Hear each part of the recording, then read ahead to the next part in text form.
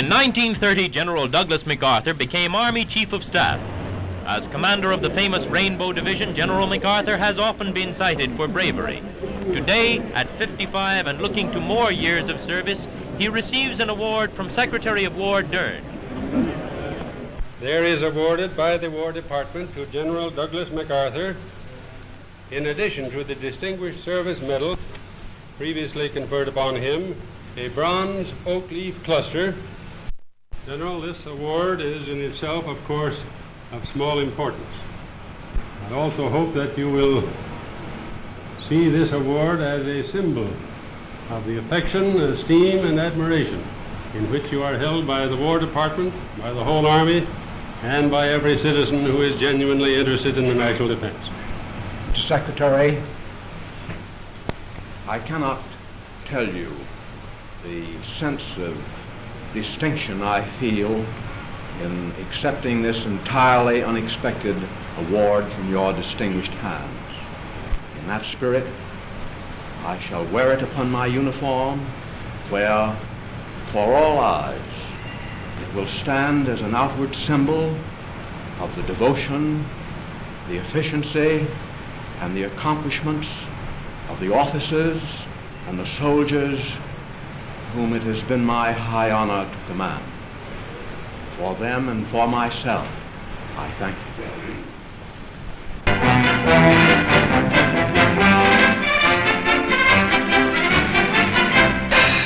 A new power in the Far East, the Philippine Army. It has a social as well as military significance. This is emphasized by General MacArthur of the USA, organizing the defense of the islands.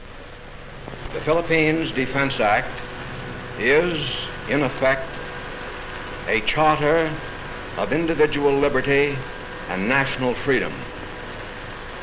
Its purpose is to preserve the integrity of the only Christian state in the Far East, to perpetuate ideals of religious freedom, personal liberty, and republican government which have, under American tutelage, flowered here into fruition. It creates no dominant military caste. The government simply provides a means whereby its citizens may be so organized, equipped, and trained as to be prepared and ready to defend their country. The plan is a pure product of democracy and repudiates autocracy, communism, and every other political order which violates the tenets of government only by the consent of the governed.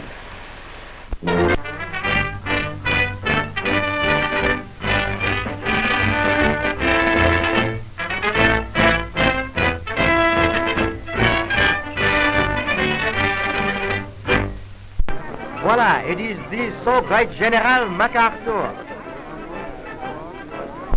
The guest of the French army, he receives l'embrasse so warm and the médaille militaire.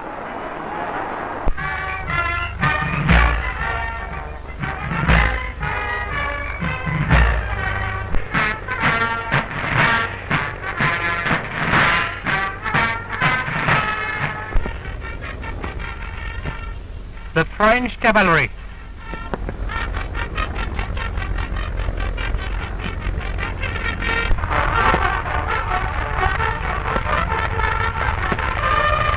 It is a great pleasure for me to be the guest today of the French Army at their grand maneuvers.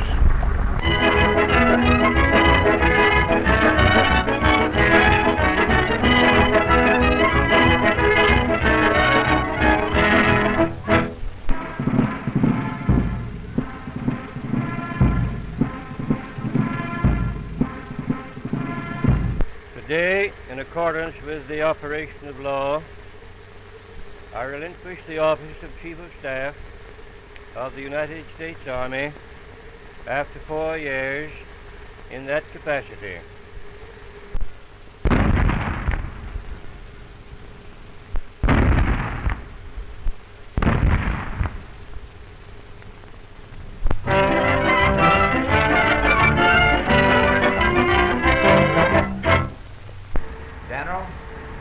Your own record enables me to predict for you a successful administration. Mr. Secretary, I thank you very sincerely for the cordiality of your remarks. I look forward with keen anticipation to my close association with you in the great cause of national defense. Your name, Douglas MacArthur, having been appointed a general, Chief of Staff, in the regular Army of the United States, do solemnly swear that I will support and defend the Constitution of the United States against all enemies, foreign and domestic, that I will bear true faith and allegiance to the same, that I take this obligation freely,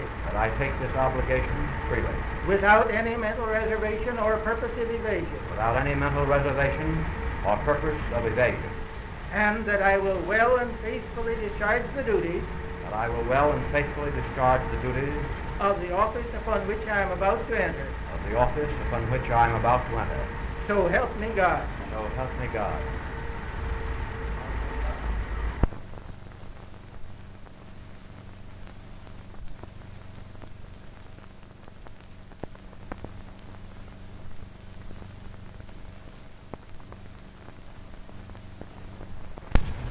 Mr. Chairman and gentlemen of the War Policies Commission,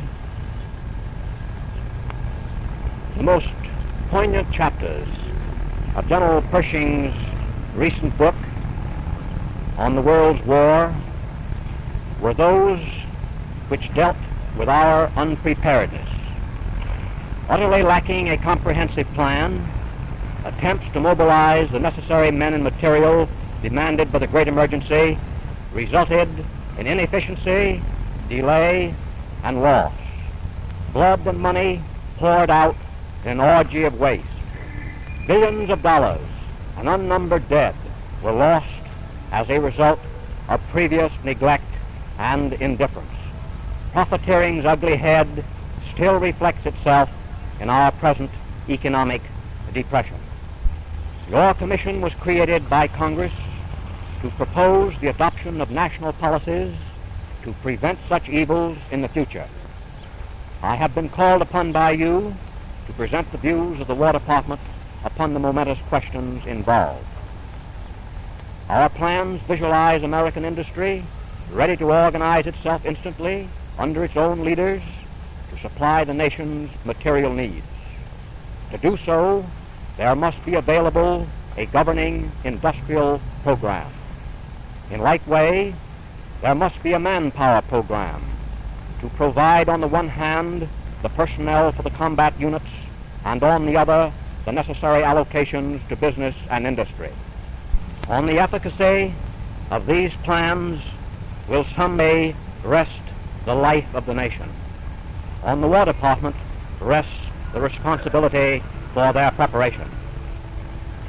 Before presenting them in detail, I invite attention to the obvious fact that the soldier does not declare war.